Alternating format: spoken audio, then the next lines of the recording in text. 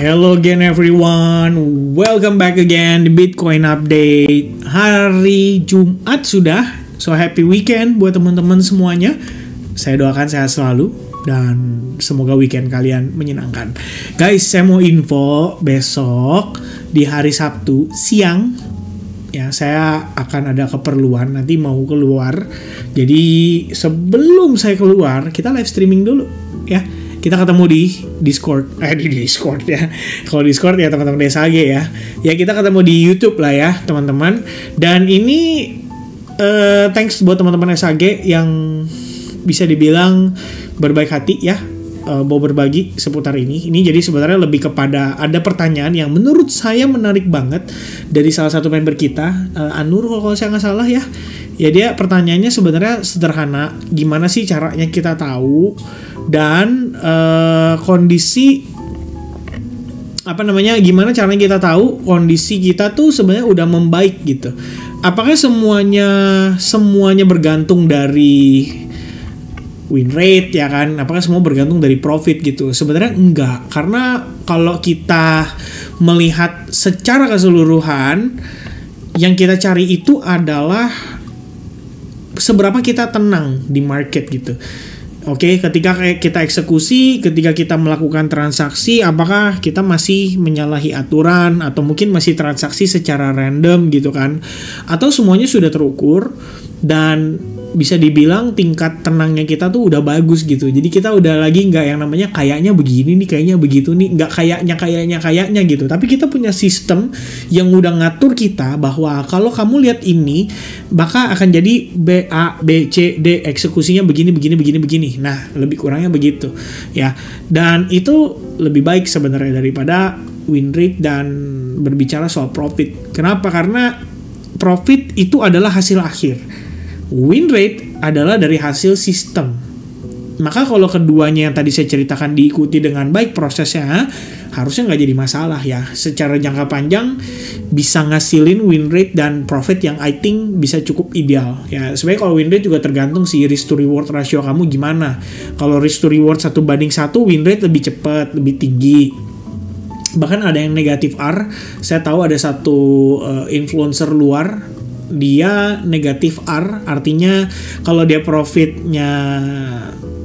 ruginya $100, dia profitnya cuma $50.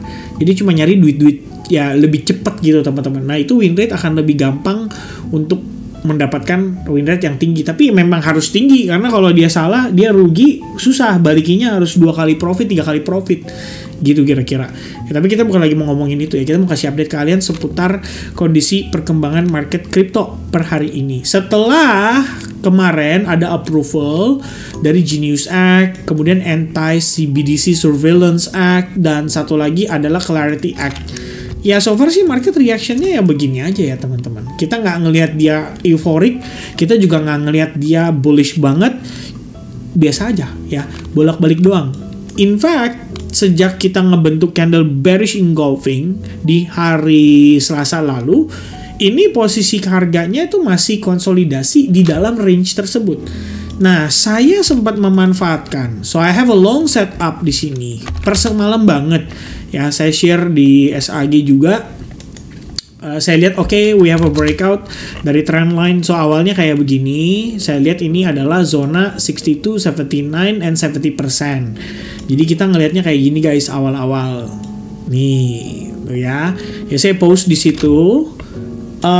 Sebenarnya nggak benar-benar pure ada setupnya ya, tapi outlooknya valid gitu kan. Jadi bukan berarti tidak ada tidak langsung, maksudnya ya pokoknya outlook valid lah. Saya share outlook valid bahwa saya ngelihat harga membentuk potential higher low di zona ini. So saya make a decision adalah ini kan breakout nih, harusnya dia pullback dulu, bisa jadi retest terhadap area itu. Ada fair value gap, ada 62, 70 and 79%. So my decision was like this kemarin. Oke, saya decide lah set limit, terus saya update nih market ya kan, mau lihat Solana, lihat Ondo, lihat XRP, lihat BNB. Begitu balik tiba-tiba begini, di tap posisi saya masuk bener-bener pas di 300-an lah lebih kurangnya teman-teman, and dia langsung mantul. So ini kalau misalnya ibaratnya saya grup grup VIP Signal lah ya kita bilangnya. Ini mau udah TP2 dah gitu kan. Ini TP1-nya di sini, ini udah TP2 gitu. Ini TP Max ya atau TP3 gitu kan. Hampir TP Max tapi akhirnya dia balik turun. Tapi saya juga udah make a decision tadi sore. Saya bilang oke lah saya secure partial di situ setengah posisi saya buang, saya take profit dulu atau saya close dulu di 2,5 R. And then di bawahnya begitu dia balik ke 1 R, sisanya kena stop loss gitu. Jadi istilahnya saya jaga di situ dengan stop loss atau protective stop loss untuk meminimizing kalau misalnya dia harus balik ke break even. So dengan demikian that's the result ya. Transaksinya sebenarnya ada performance. Sebenarnya cukup bagus ya, bisa dapat 2,5 R, 2,75 R di market yang lagi konsolidasi. I think ini udah patut kita syukuri ya. Merupakan rezeki juga teman-teman sekalian. Dan pada akhirnya harga sekarang turun. So what's next ya kan? What's next? That's always the biggest question buat teman-teman trader, teman-teman investor ya. Apakah akan ada next correction? Apakah akan ada next rebound? Apakah akan ada next black swan event dan bla bla bla. Oke, pertama tadi saya sempat info ya, makanya saya remind kembali buat teman-teman di grup di teman-teman viewers, kalau kalian belum gabung di Telegram grup kita, better gabung ya, it's free, nggak sesuatu yang harus kalian bayar ya. Oke. Iklan banget nih Bung ya. Nih di sini guys ya. Jadi it's free ya. Saya tadi ada sempat post sekitar jam 2:30 sore market update. Guys, walaupun kita dalam keadaan bullish secara market structure, ada hal yang saya cukup khawatirkan atau concern ya, yaitu funding rate sudah mulai agak bengkak. Lihatnya dari mana? Di sini loh. Tuh, tadi saya lihat nih funding rate agak bengkak. Kita mulai dari yang paling utama dulu ya. Jadi tidak altcoins yang lagi outperforming atau bukan altcoins yang underperform, tapi kita ngomong big cap ya. Apa yang kita dapatkan? Bitcoin sebenarnya tadi udah sempat 0,01 lebih, Ethereum 0,01, Solana 0,0 hampir 1, XRP itu tadi 0,02 apa 3 gitu bahkan. Doge itu tadi 0,05. And then BNB aja yang biasanya funding fee-nya kecil itu sekarang 0,08. Nah, Sui itu 003. Dan masih banyak lagi ya. Ini kalau kita lihat udah cooling down sih, udah mulai pada turun. Makanya kan kalau kamu lihat warnanya merah nih. Merah itu kan artinya lagi pada cenderung turun ya. Tadinya berarti lebih gede. Nih kalau kayak Chainlink tadi nih itu 0,05 di atasnya, udah mau deket 0,1%. Itu dianggap funding fee bengkak. Kalau funding fee bengkak, resikonya adalah market kemungkinan akan perlu melakukan yang namanya rebalance terhadap harga tersebut ya. Jadi spot sama futures itu udah bedanya terlalu jauh, dan itu diakibatkan terlalu banyak long position dibandingin dengan spotnya gitu. Jadi yang buy di futures itu lebih banyak daripada yang buy di spot. Akhirnya ada kesenjangan itu dan butuh yang namanya short sellers untuk mengcover sebagian order daripada long itu yang berlebihan. Nah, yang terjadi adalah ya saya remind before kalian enter nih, kalau mau funding rate ya ada di angka 0,1% atau bahkan lebih dari itu, maka akan memperkecil probabilitas suksesnya. Atau bisa aja tetap running well, tapi perlu ada perhatian khusus karena rawan kena sweep atau harga yang nge-spike. Pada intinya open di momen sekarang akan lebih beresiko, sehingga jangan karena market lagi begini kita malah jadi sizing up atau open posisi dengan size yang gendut dan besar secara agresif gitu. Jadi saya bilang tetap wise aja dalam decision risk placement-nya. Mungkin nggak ada salahnya kalau kalian reduce atau kurangin risknya kalian, yang tadinya 1 kalian pakai setengah atau mungkin jadi 0,3 gitu. Nggak ada masalah sama sekali teman-teman. Yang penting kalian capitalnya terjaga, itu jauh lebih penting. Jadi jika seandainya kamu running di spot, consider untuk TP partial, bukan perintah tapi pengingat atau reminder. And I think that's what currently happen ya di market. Dan kita ngelihat akhirnya dia rejected gitu. Rejectednya jauh nggak sih? Sebenarnya nggak jauh-jauh juga kok. Kita ngelihat di time frame one daily aja sebenarnya kita masih konsolidasi di situ. Ya, kita nggak break ke bawah, kita nggak break ke atas. We just here sitting ya, konsolidasi gitu. Nggak ada bedanya dengan yang terjadi di sini guys. Oke, tuh. terjadi tepatnya pada 4 Juli 5, 6, 7, 8 sebelum akhirnya boom, next impulsive rally. Ada 3 daily candle dalam keadaan bullish setelah konsolidasi itu. Apakah ini adalah hal yang wajar? Makanya saya bilang secara keseluruhan berdasarkan sejarahnya Bitcoin diperdagangkan, selalu ada fase konsolidasi itu just a moment before the market rally dalam keadaan impulsif, konsolidasi, impulsif, pullback, naik, pullback. Hitungannya ini konsolidasi besar. Jadi rally dari sini, konsolidasi, and then naik ke atas, ya, impulsively, gitu. Tapi di dalamnya juga ada konsolidasi kecil itu. Jadi kita bisa bilang nih, ini turun impuls, boom, konsolidasi, tuh, ya kan? Turun impuls, konsolidasi. Di sini naik impuls, I think this one ya, konsolidasi kecil. Ini konsolidasi. What else ya? Ya banyak lah ya teman-teman yang Anda bisa temui itu di mana-mana nih. Ini di sini konsolidasi sebelum dia rally, ini konsolidasi sebelum dia rally, ini konsolidasi sebelum dia dibanting, ini konsolidasi sebelum dia rally naik ke atas, ini konsolidasi sebelum akhirnya reversal. Juga sama, konsolidasi sebelum akhirnya dia turun. Semuanya konsolidasi ada, dan itu berlangsung bisa 5-7 hari ya. Minimal banget mungkin 5 harian lah ya kalau kita beruntung. Cuma sebentar, habis itu dia langsung bergerak aktif lagi. Hari ini kita hitungannya 1, 2, 3, 4. Ini baru hari keempat atau hari ketiga lah hitungannya. Kalau yang si big candle ini nggak dimasukin ya, yang nggak dimasukin gitu ya. So technically ini baru hari ketiga. Kalau kita lihat dari internalnya, apa nih yang nanti bisa terjadi? More or less nanti bisa ke drag kondisinya kayak begini guys. Jadi lebih kurang kita bisa jadi kayak ngebentuk triangle pattern, right? Or kalau kita mungkin lebih beruntung, mendingan dia turun begini sekalian. Kenapa? 1, ngasih kita diskon. 2, kita dapat opportunity untuk sell short dulu. Jadi bisa cari aset-aset yang kita akan lakukan sell short.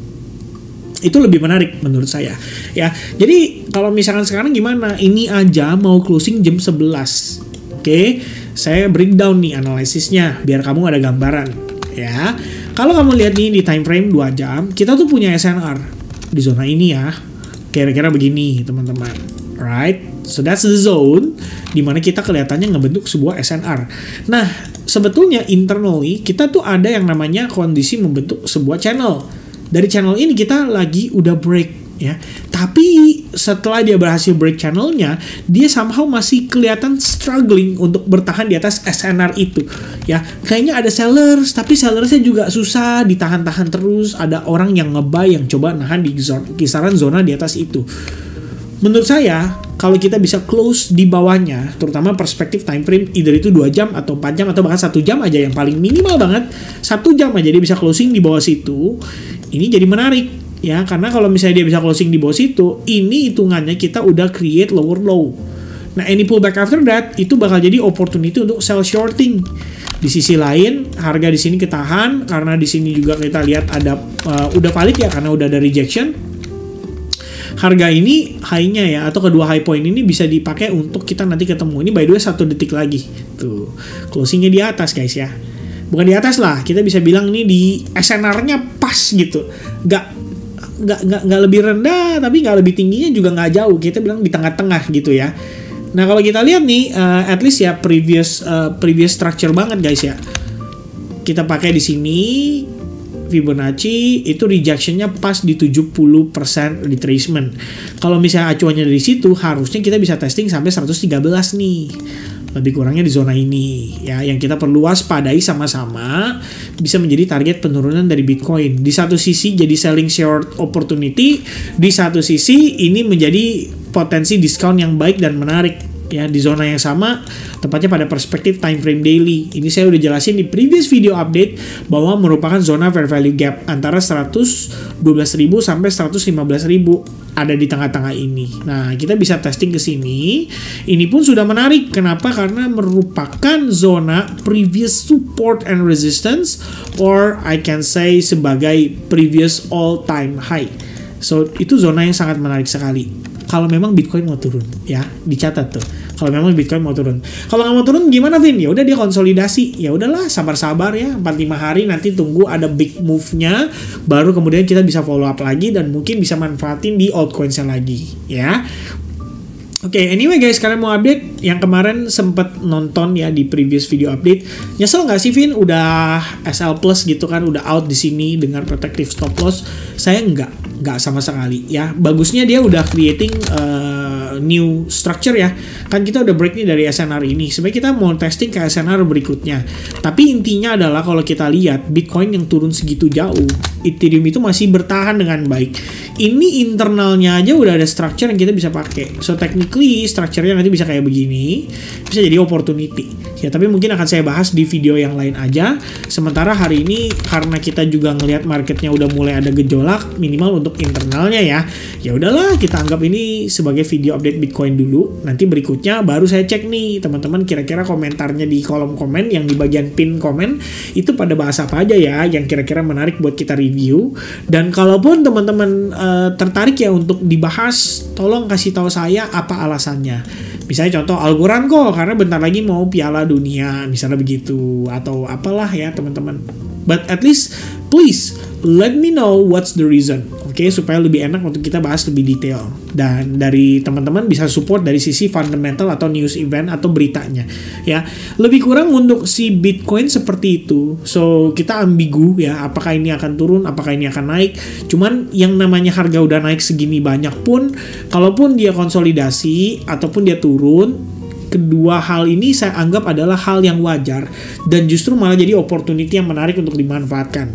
Ya, saya personally udah ada taking profit juga partially untuk Bitcoin and XRP juga karena dia udah creating all time high, ada melakukan taking profit juga. Hopefully teman-teman juga yang mungkin dalam keadaan holding XRP Anda happy ya, jangan lupa untuk tetap melakukan take profit partial ya, secure sebagian daripada profit yang udah didapat atas Anda yang sudah ngehold selama bertahun-tahun. Kalau misalnya baru beberapa bulan gimana Vin? Lebih keren lagi ya, baru ngehold beberapa bulan udah ngepump gitu, itu lebih keren lagi. Tapi ya kapanpun Anda hold ya, mau itu udah lama atau masih baru ya, intinya Anda adalah XRP Army ya. Tetap kita adalah XRP Army. Oke, so anyway guys, sebagai penutup conclusion ya, kuncinya ada di sini. Ini kuncinya nih, ini key levelnya nih. Oke, itu di break, maka Anda bisa expecting dia testing ke sini. Ya, wajar nggak Vin? Wajar ya, mengingat ini dia kan bisa dibilang rejected, creating lower low, lower high. Kalau dia break itu kan berarti technically udah valid dan artinya dia berpotensi untuk mencari yang namanya lower low zone-nya, dan itu bisa dapat di 113.850-an tadi berdasarkan minus 0,27 dari Fibonacci yang saya pakai di note ya. Jadi kuncinya ada di sini teman-teman sekalian. Oke, gimana kalau dia mantul? Ya bagus, nggak ada masalah juga ya. Kalau dia mantul berarti konsolidasi, mau di long juga susah ya, karena risk to rewardnya jadi nggak menarik. Malah saya akan lebih memilih wait and see dah kalau udah kayak begini teman-teman ya. Kita nggak mau terlalu paksain, kecuali teman-teman bener-bener ngelihat ada A plus setup ya silakan digarap. Tapi yang pasti risknya diperhatikan, makin tinggi risknya nanti kalau misalnya secara data juga open interest makin bengkak, kemudian funding rate juga bengkak, better sih dihindari open risk terlalu besar. Itu aja mungkin reminder dari saya sementara ini. Selebihnya kita bahas besok during live streaming. So saya sangat ingin berjumpa kembali dengan teman-teman sekalian. Semoga teman-teman bersedia untuk bergabung di live streaming besok pada siang hari, I think around lunch time ya. So see you guys on tomorrow's update and tomorrow's live streaming. God bless everyone. Have a nice weekend. Happy Friday and bye bye guys.